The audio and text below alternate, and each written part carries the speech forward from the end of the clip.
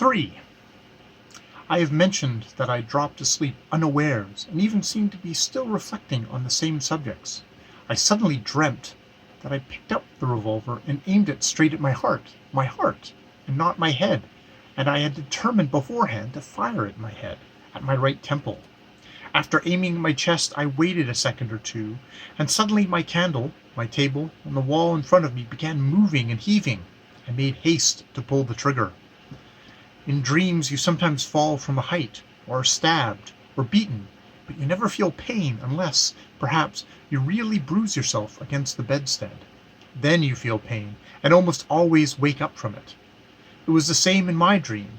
I did not feel any pain, but it seemed as though with my shot everything within me was shaken, and everything was suddenly dimmed, and it grew horribly black around me.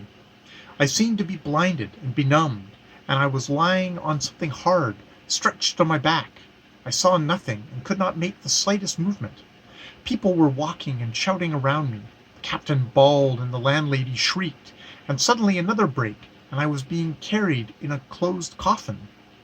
And I felt how the coffin was shaking and reflected upon it, and for the first time the idea struck me that I was dead, utterly dead. I knew it and had no doubt of it. I could neither see nor move, and yet I was feeling and reflecting. But I was soon reconciled to the position, and as one usually does in a dream, accepted the facts without disputing them. And now I was buried in the earth. They all went away. I was left alone, utterly alone. I did not move. Whenever before I had imagined being buried, the one sensation I associated with the grave was that of damp and cold. So now I felt that I was very cold, especially the tips of my toes, but I felt nothing else. I lay still. Strange to say, I expected nothing, accepting without dispute that a dead man had nothing to expect. But it was damp. I don't know how long a time passed, whether an hour or several days or many days, but all at once a drop of water fell on my closed left eye, making its way through a coffin lid. It was followed a minute later by a second, and then a minute later by a third, and so on, regularly every minute. There was a sudden glow of profound indignation in my heart, and I suddenly felt in it a pang of physical pain. That's my wound, I thought. That's the bullet. And drop after drop, every minute, kept falling on my closed eyelid, and all at once, not with my voice, but with my whole being, I called upon the power that was responsible for all that was happening to me. Whoever you may be, if you exist, if anything more rational than what is happening here is possible, suffer it to be here now. But if you are revenging yourself upon me for my senseless suicide by the hideous and absurdity of this subsequent existence, then let me tell you that no torture could ever equal the contempt which I shall go on dumbly feeling, though my martyrdom may last 1,000,000 years. I made this appeal, and held my peace. There was a full minute of unbroken silence, and again another drop fell, but I knew with infinite unshakable certainty that everything would change immediately, and behold, my grave suddenly was rent asunder. That is, I don't know whether it was opened or dug up, but I was caught up by some dark and unknown being, and we found ourselves in space. I suddenly regained my sight. It was the dead of night, and never had there been such darkness. We were flying through space, far away from the earth. I did not question the being who was taking me. I was proud and waited. I assured myself that I was not afraid, and was thrilled with ecstasy at the thought that I was not afraid. I do not know how long we were flying. I cannot imagine. It happened as it always does in dreams, when you skip over space and time, and the laws of thought and existence, and only pause upon the points for which the heart yearns. I remember that I suddenly saw in the darkness a star. "Is that serious?" I asked, impulsively, though I had not meant to ask any questions. "No, that is the star you saw between the clouds when you were coming home," the being who was carrying me replied. I knew that it had something like a human face. Strange to say, I did not like that being. In fact, I felt an intense aversion for it. I had expected complete non-existence, and that was why I had put a bullet through my heart. And here I was in the hands of a creature, not human, of course, but yet living, existing. And so there is life beyond the grave, I thought, with the strange frivolity of one who has in dreams. But in its inmost depth my heart remained unchanged. And if I have got to exist again, I thought, and live once more under the control of some irresistible power, I won't be vanquished and humiliated. You know that I am afraid of you and despise me for that, I said suddenly to my companion, unable to refrain from the humiliating question which implied a confession, and feeling my humiliation stab my heart as with a pin. He did not answer my question, but all at once I felt as if he were not even despising me, but was laughing at me and had no compassion for me, and that our journey had an unknown and mysterious object that concerned me only. Fear was growing in my heart. Something was mutely and painfully communicated to me from my silent companion, and permeated my whole being. We were flying through dark, unknown space.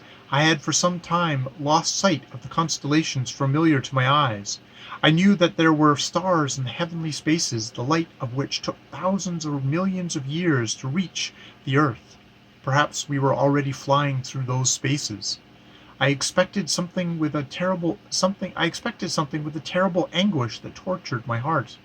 And suddenly I was thrilled by a familiar feeling that stirred me to the depths. I suddenly caught sight of our sun.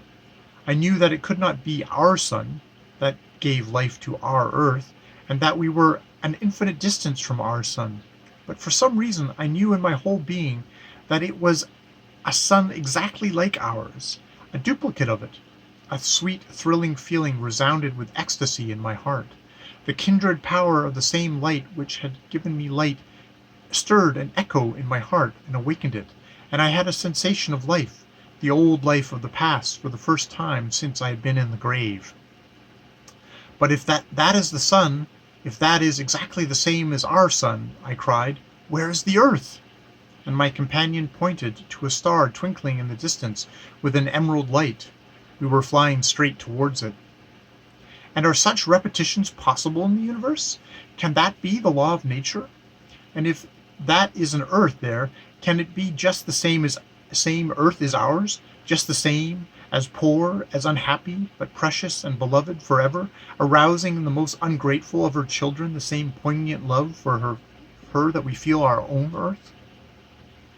I cried out, shaken by irresistible, ecstatic love for the old familiar earth which I had left.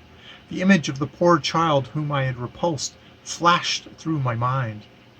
You shall see it all, answered my companion, and there was a note of sorrow in his voice. But we were rapidly approaching the planet. It was growing before my eyes. I could already distinguish the ocean, the outline of Europe, and suddenly a feeling of great and holy jealousy glowed in my heart. How can it be repeated, and what for?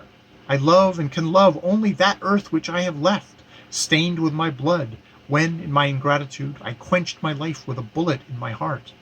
But I have never ceased to love that earth, and perhaps on the very night I parted from it, I loved it more than ever. Is there suffering upon this new earth? On our earth that we can only love with suffering and through suffering? We cannot love otherwise, and we know of no other sort of love. I want suffering in order to love. I long, I thirst, this very instant, to kiss with tears the earth that I have left, and I won't accept life on any other. But my companion had already left me. I suddenly, quite without noticing how, found myself on this other earth, in the bright light of a sunny day, fair as paradise. I believed I was standing on one of the islands that make up our globe, the Greek archipelago, or on the coast of the mainland facing that archipelago. Oh, everything was exactly as it is with us, only everything seemed to have a festive radiance, the splendor of some great holy triumph attained at last. The caressing sea, green as emerald, splashing softly upon the shore, and kissed it with manifest, almost conscious love. The tall, lovely trees stood in all the glory of their blossom, and their innumerable leaves greeted me. I am certain, with their soft, caressing rustle, and seemed to articulate words of love. The grass glowed the grass glowed with bright and fragrant flowers. Birds were flying in flocks in the air, and perching fearlessly on my shoulders and arms, and joyfully struck me with their darling fluttering wings. And at last I saw and knew the people of this happy land. They came to me of themselves, they surrounded me, kissed me. The children of the sun, the children of their sun, oh, how beautiful they were! Never had I seen on our own earth such beauty in mankind. Only perhaps in our children, in their earliest years, one might find some remote, faint reflection of this beauty. The eyes of these happy people shone with a clear brightness. Their faces were radiant with the light of reason and fullness of a serenity that comes of perfect understanding. But those faces were gay. In their words and voices there was a note of childlike joy. Oh, from the first moment, from the first glance at them, I understood it all. It was the earth untarnished by the fall. On it lived people who had not sinned. They had lived just in such a paradise as that in which, according to all the legends of mankind, our first parents lived before they sinned. The only difference was that all this earth was the same paradise. These people, laughing joyfully, thronged round me and caressed me. They took me home with them, and each of them tried to reassure me. Oh, they asked me no questions, but they seemed, I fancied, to know everything without asking, and they wanted to make haste and soothe away the signs of suffering from my face.